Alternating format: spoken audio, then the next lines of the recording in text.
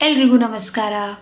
ಇವತ್ತು ಈ ವ್ಲಾಗ್ನಲ್ಲಿ ನಾನು ಈ ವರ್ಷದ ದೀಪಾವಳಿಯಂದು ನಮ್ಮೂರಿನ ಪ್ರಸಿದ್ಧ ಗೋಶಾಲೆಯಾದ ಶ್ರೀ ರಾಮಚಂದ್ರಾಪುರ ಮಠದ ಮಹಾನಂದಿ ಗೋಲೋಕದಲ್ಲಿ ಗೋಪೂಜೆ ಸಂಭ್ರಮ ಹೇಗಿತ್ತು ಅನ್ನೋದನ್ನು ನಿಮ್ಮ ಜೊತೆ ಹಂಚ್ಕೊಳ್ಳೋಕೆ ಬಯಸ್ತಾ ಇದ್ದೀನಿ. ಪ್ರತಿ ವರ್ಷವೂ ನಮ್ಮ ಮಹಾನಂದಿ ಗೋಲೋಕದಲ್ಲಿ ದೀಪಾವಳಿ ಗೋಪೂಜಾ ಕಾರ್ಯಕ್ರಮವನ್ನು ತುಂಬ ಶ್ರದ್ಧೆಯಿಂದ ಭಕ್ತಿಯಿಂದ ಗೋಪ್ರೇಮಿಗಳೆಲ್ಲರೂ ಭಕ್ತರೆಲ್ಲರೂ ಸೇರಿ ಆಚರಿಸ್ಕೊಂಡು ಬಂದಿದ್ದಾರೆ. ಈ ಬಾರಿ ನಾನು ಊರಲ್ಲೇ ಇದ್ದಿದ್ದರಿಂದ ಆ ದಿನ ಗೋಶಾಲೆಗೆ ಭೇಟಿ ನೀಡೋದು ಅಂತ ನಿರ್ಧಾರ ಮಾಡಿ ಬೆಳಿಗ್ಗೆ ತಯಾರಾಗಿ ಹೊರಟೆ. ನಾನು ಗೋಶಾಲೆಯನ್ನು ಪ್ರವೇಶಿಸ್ತಾ ಇದ್ದ ಹಾಗೆ ಮೊದಲಿಗೆ ಒಂದಷ್ಟು ಕರುಗಳು ನನ್ನನ್ನು ಎದುರುಗೊಂಡ್ವು. ಇನ್ನು ಈ ನಮ್ಮ ಮಹಾನಂದಿ ಗೋಲೋಕ ಇರೋದು ಎಲ್ಲಿ ಅಂತ ಕೇಳಿದ್ರೆ, ಮಲೆನಾಡಿನ ಮಡಿಲಾದ ಶಿವಮೊಗ್ಗೆಯ ಹೊಸನಗರದಿಂದ 7 ಕಿಲೋಮೀಟರ್ ದೂರದಲ್ಲಿ ಶರಾವತಿ ನದಿ ತೀರದಲ್ಲಿರುವಂತಹ ಶ್ರೀ ರಾಮಚಂದ್ರಾಪುರ ಮಠದ ಸುಂದರ ಪರಿಸರದಲ್ಲಿ ನಿರ್ಮಾಣ ಆಗಿರುವಂತಹ ಗೋವುಗಳ ಲೋಕ ಈ ಮಹಾನಂದಿ ಗೋಲೋಕ ಅನೇಕ ವೈಶಿಷ್ಟ್ಯಗಳಿಂದ ಕೂಡಿದೆ. ಭಾರತೀಯ ಗೋವಂಶದ ಮಹತ್ವವನ್ನು ಲೋಕಕ್ಕೆ ಸಾರಿ ಹೇಳಬೇಕು ಅನ್ನುವಂತಹ ಉದ್ದೇಶದಿಂದ ಭಾರತೀಯ ಗೋವಂಶದ ಸಂರಕ್ಷಣೆಗಾಗಿ ಸಂವರ್ಧನೆಗಾಗಿ ಪರಮ ಪೂಜ್ಯ ಜಗದ್ಗುರು ಶಂಕರಾಚಾರ್ಯ ಶ್ರೀ ಶ್ರೀ ರಾಘವೇಶ್ವರ ಭಾರತಿ ಮಹಾಸ್ವಾಮಿಗಳವರ ಮಾರ್ಗದರ್ಶನದಲ್ಲಿ ಮುನ್ನಡೀತಾ ಇರುವಂತಹ ಈ ಗೋಲೋಕದ ಹೃದಯ ಭಾಗದಲ್ಲಿ ಒಂದು ಗೋವರ್ಧನ ಗಿರಿಧಾರಿ ಗೋಪಾಲಕೃಷ್ಣನ ದೇವಾಲಯ ಇದೆ. ದೇವಾಲಯದೆಡೆ ಏರಿ ಹೋಗೋಕೆ 108 ಮೆಟ್ಟಿಲುಗಳ ಸೋಪಾನ ಮಾಲೆಯನ್ನು ನಿರ್ಮಾಣ ಮಾಡಿದ್ದಾರೆ.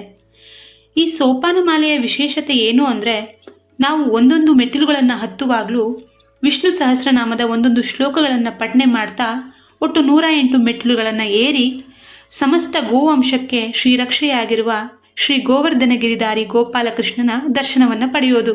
ಕೇವಲ ಭಗವಂತನ ನಾಮಸ್ಮರಣೆಯನ್ನೇ ಮಾಡ್ತಾ ನಾವು ಒಂದೊಂದೇ ಮೆಟ್ಟಿಲುಗಳನ್ನು ಏರಿ ಬಂದು ಶ್ರೀಕೃಷ್ಣನ ದರ್ಶನ ಪಡೆಯುವ ಆ ಅನುಭವ ಇದೆಯಲ್ಲ, ಅದು ನಿಜಕ್ಕೂ ಒಂಥರ ಧನ್ಯತೆಯನ್ನು ತಂದುಕೊಡುತ್ತೆ. ನಾನು ಕೂಡ ಸೋಪಾನ ಮಾಲೆಯನ್ನು ಏರಿ ಗಿರಿಧಾರಿಯ ದರ್ಶನವನ್ನು ಪಡ್ಕೊಂಡೆ.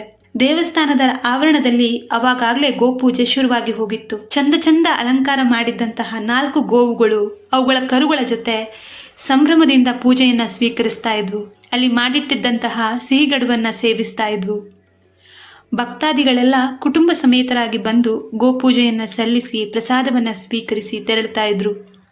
ನಾನು ಒಂದಷ್ಟು ಹೊತ್ತು ಅಲ್ಲೇ ಕೂತು ಗೋಪೂಜೆಯನ್ನು, ಗೋಪಾಲಕೃಷ್ಣನಿಗೆ ಆಗ್ತಾ ಇದ್ದಂತಹ ಸೇವೆಗಳನ್ನು, ಮಂಗಳಾರತಿಯನ್ನು ನೋಡಿ ಕಣ್ತುಂಬಿಕೊಂಡೆ.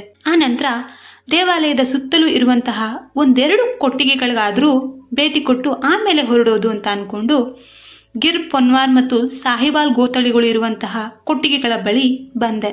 ಆಗ ಎಲ್ಲ ಗೋವುಗಳು ಹೆಚ್ಚು ಕಡಿಮೆ ಬೆಳಗಿನ ಮೇವು ನೀರನ್ನು ಸೇವಿಸಿ ತಮ್ಮ ತಮ್ಮ ಕೊಟ್ಟಿಗೆಗಳಲ್ಲಿ ವಿಶ್ರಮಿಸ್ತಾ ಇದ್ವು. ಗೋಪಾಲಕರು ಕೂಡ ಅವರವರು ನಿರ್ವಹಿಸುವ ಕೊಟ್ಟಿಗೆಗಳಲ್ಲಿ ಗೋಸೇವೆಯಲ್ಲಿ ತೊಡಗಿದ್ರು.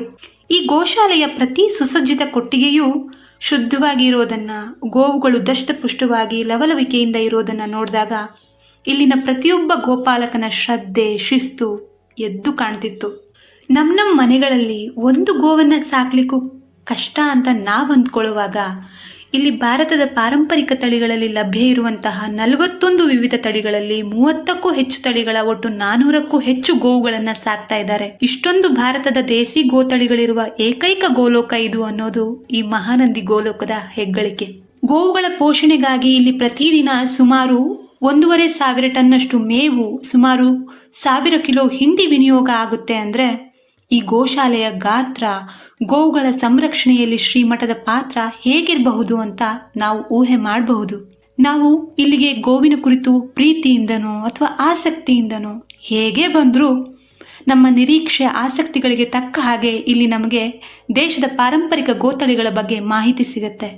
ಹಾಗೇನೆ ನಮ್ಮಲ್ಲಿ ನಮ್ಮ ಗೋವಂಶದ ಕುರಿತು ಒಂದು ಜಾಗೃತಿಯೂ ಮೂಡುತ್ತೆ. ಇಲ್ಲಿ ಕೇವಲ ದೇಶಿ ಗೋವುಗಳ ಸಂರಕ್ಷಣೆ ಮಾತ್ರ ಅಲ್ಲ, ಅದ್ರ ಜೊತೆ ಗೋಮೂತ್ರ, ಗೋಮಯಗಳನ್ನು ಬಳಸಿಕೊಂಡು ಅನೇಕ ಔಷಧಿಗಳನ್ನು ಕೂಡ ಉತ್ಪಾದನೆ ಮಾಡ್ತಾರೆ. ಪರಿಸರಕ್ಕೆ ಅನುಕೂಲಕರವಾದಂತಹ ಸಾವಯವ ಗೊಬ್ಬರ, ಅದರ ಒಂದು ಉತ್ಪಾದನಾ ಘಟಕ ಕೂಡ ಇಲ್ಲಿದೆ. ಒಟ್ಟಾರೆ ದೇಶಿ ಗೋವಿನ ಸಾಕಾಣೆ ಆರ್ಥಿಕ ಕ್ಷಮತೆಯನ್ನು ಕೂಡ ಹೇಗೆ ಹೆಚ್ಚಿಸಬಹುದು ಅನ್ನೋದನ್ನ ನಾವಿಲ್ಲಿ ಕಣ್ಣಾರೆ ನೋಡಬಹುದು. ಮತ್ತೆ ಗೋಲೋಕದ ಗೋವುಗಳಿಗೆ ಅಗತ್ಯ ಇರುವಂತಹ ಪಶು ಆಹಾರ ಅಂದರೆ ಹಿಂಡಿಯನ್ನು ಗೋಪುಷ್ಟಿ ಅನ್ನೋ ಹೆಸರಿನಲ್ಲಿ ಇವರು ಇಲ್ಲಿಯೇ ತಯಾರು ಮಾಡ್ತಾರೆ. ಯಾವ ಆ್ಯಂಗಲಿಂದ ನೋಡಿದ್ರು ಈ ಮಹಾನಂದಿ ಗೋಲೋಕ ಅನ್ನೋದು ಒಂದು ಮಾದರಿ ಗೋಲೋಕ ಅನ್ನೋದ್ರಲ್ಲಿ 2 ಮಾತಿಲ್ಲ. ಇಂಥ ಒಂದು ಮಾದರಿ ಗೋಶಾಲೆಯಲ್ಲಿ ಗೋಪೂಜೆಯನ್ನು ನೆರವೇರಿಸಿ ಮನೆಗೆ ಮರಳುವಾಗ ನನ್ನ ಮನಸ್ಸಲ್ಲಿ ಇದ್ದದ್ದು ಆ ಗೋವರ್ಧನ ಗಿರಿಧಾರಿ ಮತ್ತು ಗೋಮಾತೆ. ಶ್ರೀಮಠದ ಈ ಶ್ರೇಷ್ಠ ಕಾರ್ಯಕ್ಕೆ ಸಮಾಜ ತನು ಮನ ಧನದಿಂದ ಇನ್ನಷ್ಟು ಮತ್ತಷ್ಟು ಸ್ಪಂದಿಸೋ ಹಾಗೆ ಹರಿಸಬೇಕು ಅಂತ. ಈ ಪುಣ್ಯಕ್ಷೇತ್ರ ದೀಪಾವಳಿಯ ಜ್ಯೋತಿಯಂತೆ ಬೆಳಗಲಿ, ಸದಾ ಬೆಳಗಲಿ ಅಂತ.